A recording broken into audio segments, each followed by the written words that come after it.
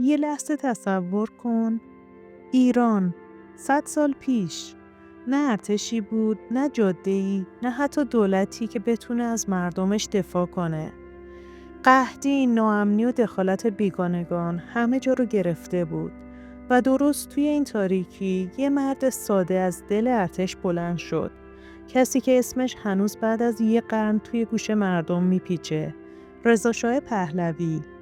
اما آیا اون ناجی بزرگ ایران بود یا یه دیکتاتور آهنین؟ رضاشاه در 24 اسفند 1256 در آلاشت مازندران به دنیا اومد. بچه‌ای فقیر، یتیم و بزرگ شده توی سخت‌ترین شرایط بود.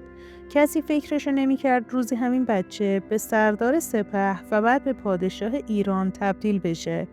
ولی اون یه سلاح داشت، اراده و انضباط نظامی. تو ارتش رشد کرد، جنگید و قدم به قدم بالا رفت.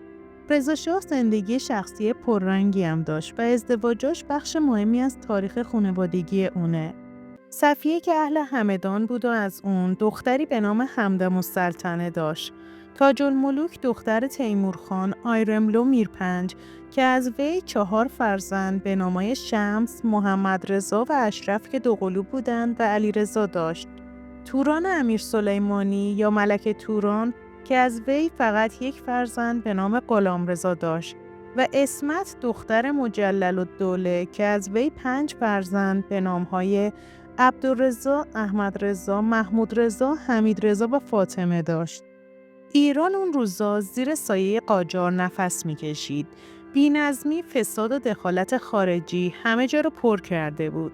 سال 1299 رضاخان به همراه سید ضیا کودتایی کرد که مسیر تاریخ ایران رو عوض کرد.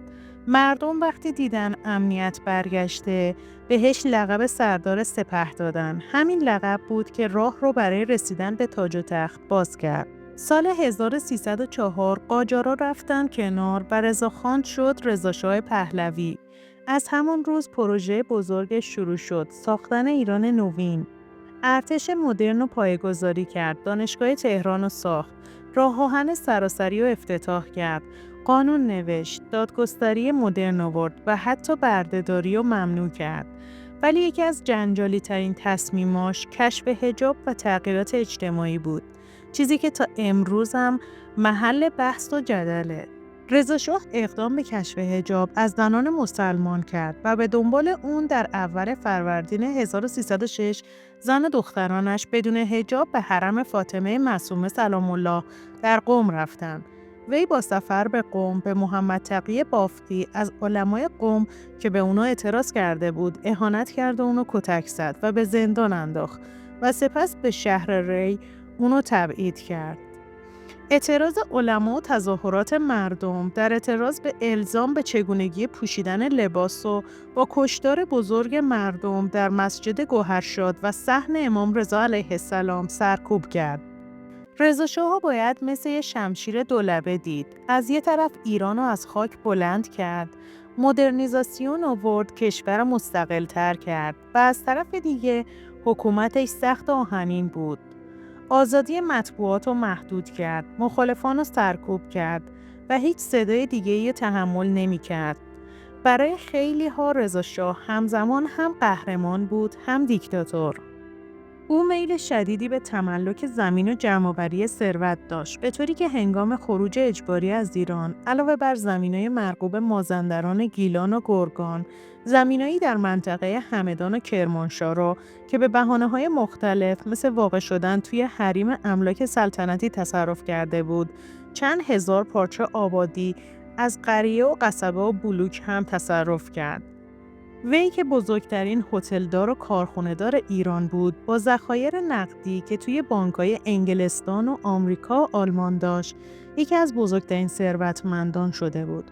اون با زور و تهدید املاک مردم رو می‌گرفت و علاوه بر اون فروش محصولات زمینا رو مثل برنج و گندم و پنبه رو به قیمت دلخواه در انحصار خود داشت.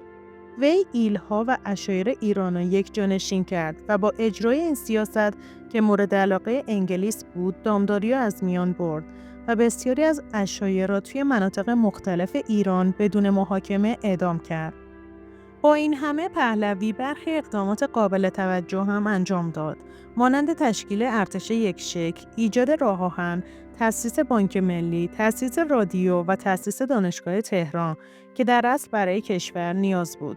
هرچند گفته شده این اقدامات نیز به انگیزه خدمت به مردم و در مدار منافع و مصالح ایران انجام نگرفت، ولی در راستای تأمین اهداف و مطامع انگلیس و منافع بیگانگان طرحریزی شده بود. اما سرنوشت همیشه با پادشاهان مهربون نیست. با شروع جنگ جهانی دوم متفقین ایران را اشغال کردند. رضاشاه که تلاش میکرد بین آلمان و متفقین بی‌طرف بمونه، قربانی سیاست شد.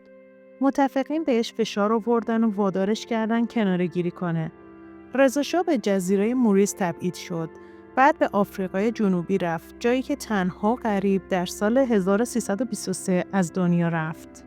رضاشاه توی غربت مرد، اما اسمش هیچ وقت از ایران نرفت. هنوزم وقتی مردم میخوان از نظم و پیشرفت حرف بزنن، میگن رضاشاه روحت شاد. ولی سوال بزرگ اینه، آیا اون واقعا ناجی ایران بود یا یه دیکتاتور مدرن ساز؟ شاید جوابشو فقط تاریخ بده، یا شاید خود ما مردم. حالا شما بگید رضاشاه رو بیشتر قهرمان میبینید یا دیکتاتور؟ لطفاً نظراتتون رو برامون توی کامنت ها بنویسید، چون این بحث هنوز بعد از 1 قرن ادامه داره. و همچنین ازتون ممنونم که تا انتهای این ویدیو با ما همراه بودید. لطفاً از پایین این ویدیو کانال ما رو لایک کنید، سابسکرایب کنید و زنگوله کنارش رو فعال کنید تا اولین نفری باشید که ویدیوهای بعدی ما رو میبینید.